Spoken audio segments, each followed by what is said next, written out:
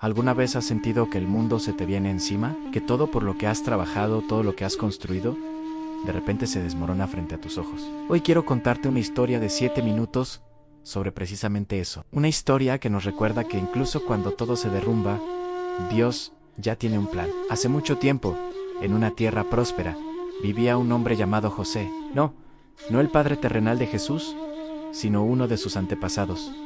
Un joven soñador. José era el favorito de su padre, Jacob, y tenía un don especial. Interpretaba sueños. En uno de ellos, vio cómo sus propios hermanos se inclinaban ante el Han al contárselo. En lugar de admiración, despertó la envidia y el rencor en ellos. Ese orgullo juvenil, esa falta de tacto, fue la primera pieza de un dominó que estaba a punto de caer. Un día sus hermanos, cegados por los celos, lo arrojaron a un pozo y luego lo vendieron como esclavo a unos mercaderes que se dirigían a Egipto. Imagina el terror de José de ser el hijo amado. Pasó a ser una mercancía, encadenado, lejos de todo lo que conocía.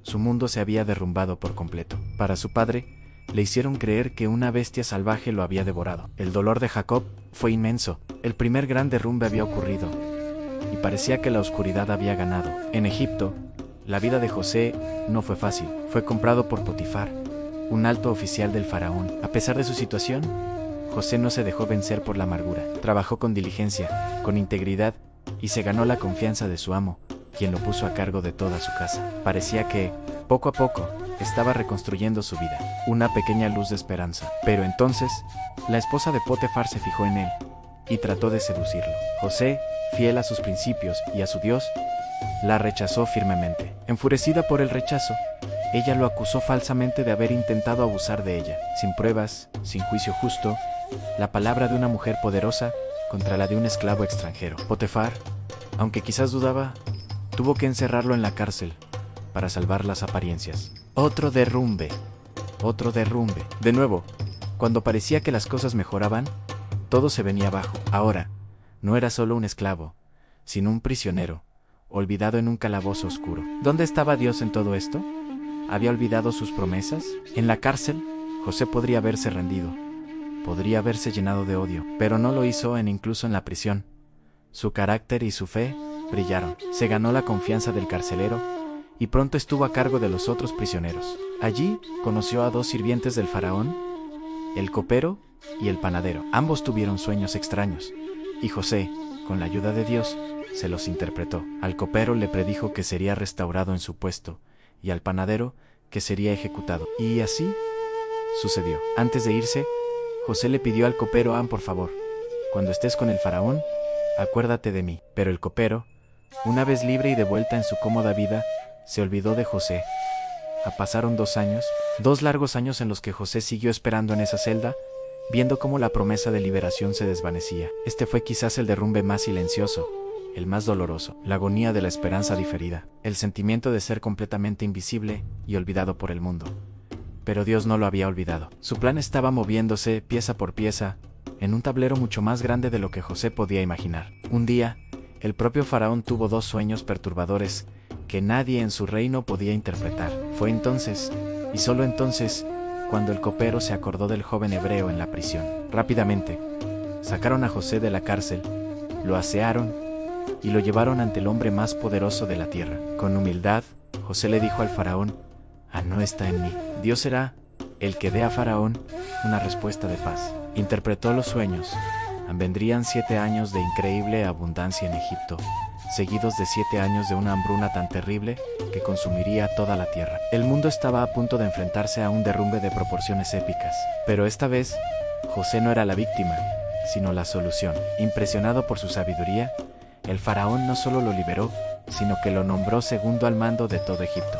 Le dio poder y autoridad para prepararse para la crisis que venía. Aquel joven esclavo, aquel prisionero olvidado, era ahora el hombre que salvaría a una nación entera. Todos los derrumbes en su vida lo habían preparado para este momento. La traición, la esclavitud, la falsa acusación, la prisión. Cada prueba había forjado su carácter, su paciencia, su dependencia de Dios.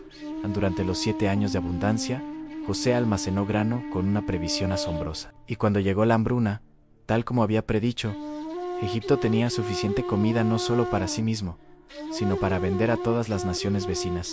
La hambruna también golpeó la tierra de Canaán, donde vivían su padre y sus hermanos. Sin comida, Jacob envió a sus hijos a Egipto a comprar grano. Y aquí es donde el plan de Dios se revela en toda su belleza. Los hermanos de José llegaron y se inclinaron ante él, el poderoso gobernador de Egipto, sin reconocerlo. El sueño de su juventud se estaba cumpliendo, pero no como un acto de venganza, sino de redención. Después de ponerlos a prueba para ver si habían cambiado, José finalmente se les reveló en una de las escenas más emotivas de la historia. Ellos estaban aterrorizados, esperando el castigo que merecían. Pero José les dijo unas palabras que resumen toda esta historia: no se entristezcan, ni se enojen con ustedes mismos por haberme vendido acá, porque para preservación de vida me envió Dios delante de ustedes. Ustedes pensaron hacerme mal, pero Dios lo encaminó a bien, para hacer lo que vemos hoy, para mantener en vida a mucho pueblo. Todos los derrumbes, cada lágrima, cada momento de desesperación, habían sido permitidos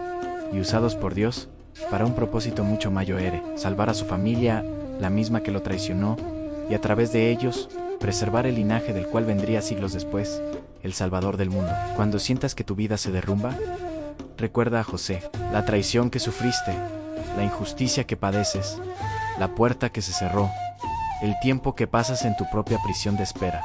Puede que no entiendas por qué, pero no estás solo. Hay un plan más grande en marcha. Dios está usando cada pieza rota de tu vida para construir algo hermoso, algo con un propósito que quizás ahora no puedes ver. Cada derrumbe fue una preparación, cada caída fue un paso necesario.